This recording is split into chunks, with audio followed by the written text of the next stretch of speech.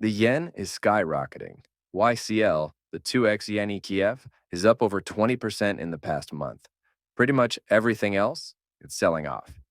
These are connected, and it points to an interesting multi year investment opportunity. I'm Ethan, I'm a Carter financial analyst, and in this video, I'm going to explain what's been going on, what the unwinding of the carry trade means, why the Japanese yen rally and global market sell off are related, and why I think YCL, the 2x yen ETF, is still a great investment opportunity. The recent market sell off and Japanese yen rally have been driven by two things. On Friday, a weak jobs report led more investors to fear a slowdown in the U.S. economy. If the economy slows down, that means two things. One, it's more likely that the Fed lowers short term interest rates. Two, it leads to a flight to safety, meaning people sell out of risky assets like stocks and crypto and buy more treasuries. That sends stock prices down, long term interest rates down, and bonds up. The second big piece of news on Friday was that the Bank of Japan raised short term interest rates and cut their purchases of long term bonds, aka quantitative easing, which should also raise long term rates. So basically, you have US rates going down and Japanese interest rates going up. They're specifically trying to stop the yen from falling so much against the dollar, hence the investment opportunity in the yen, which we'll dive deeper into in a minute. The interesting wrinkle to this that's been enhancing the move is the unwinding of the Japanese yen carry trade. Carry trade is when you borrow in a low yielding currency like the yen and buy assets in a higher yielding currency like the dollar. Lots of people did this when the Japanese rates were really low. Now that the Bank of Japan seems willing to raise them, people are unwinding that trade, aka reversing it. That means selling those riskier and higher yielding assets like stocks and buying yen to pay back their loans. That drives the prices of risky assets like stocks and cryptocurrencies down and drives the yen up. Some fear-mongering headlines out there would tell you that this is going to lead to a market crash, and I guess it might, but I don't think so. I think the idea that the entire rally in global equities or anything close to it was driven by this carry trade are a little bit far-fetched. Some of it, sure, but enough to crash the markets? No, I don't think so. What it does do is enhance the opportunity in Japanese yen, which brings us to the final section of our video. We already did a video about a year ago on this opportunity, and I'd argue that it's even more attractive today. Here's why I'm so bullish on the yen over the next couple years. In its chart, the orange line shows the difference in yield between a 10-year US Treasury and a 10-year Japanese government bonds.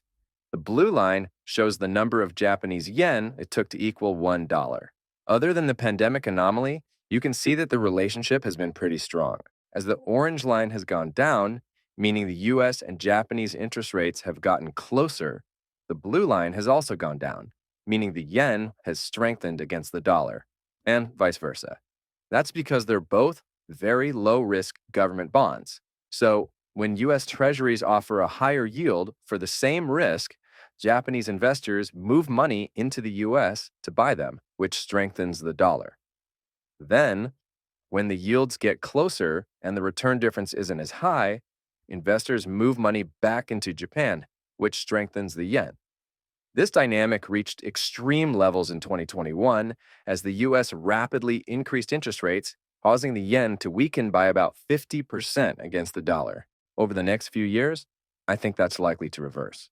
Remember earlier how I explained that Japan was raising rates and the weak US jobs market was making it more likely that the US would lower rates? Well, if US rates fall and Japanese rates rise, that's exactly what I was predicting would eventually happen a year ago and exactly what's starting to happen now. Also in that video, I said the US rate cuts would likely have a larger effect than rising Japanese rates, and I still think that would be the case. Japan did two things last week. They raised short-term rates a little bit, and they said they're going to keep reducing their Japanese government bond purchases over time. That should raise long-term rates. But what happened is that it spooked the market and caused the worst day in Japanese equities since 1987.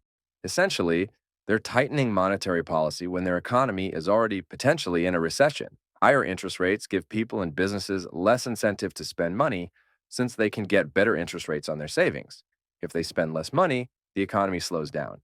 And if the central bank is buying fewer government bonds, Banks will have to step in to fill in a lot of the gap, meaning they'll have less money to lend out to businesses and consumers. I fear this was a big mistake for the Japanese economy, and I'm skeptical how much more they'll be able to raise interest rates from here. However, I do believe that the US is likely to cut rates from here over the next few years, and that could have a much bigger impact on interest rate differentials than anything that the Bank of Japan does. So, to take advantage of this, I've been buying the 2x Japanese yen ETF, ticker YCL, over the past year. Even though it's rallied over 20% in the past month, it's still down significantly from where it was before the US started raising rates. And in my opinion, it has a lot of room to run from here. One of the best parts about this investment, also still in my opinion, is that it could do well in an equity market downturn when most of my other investments are likely to be falling. First of all, the Japanese yen is often seen as a safe haven asset and tends to rally in times of global market sell offs.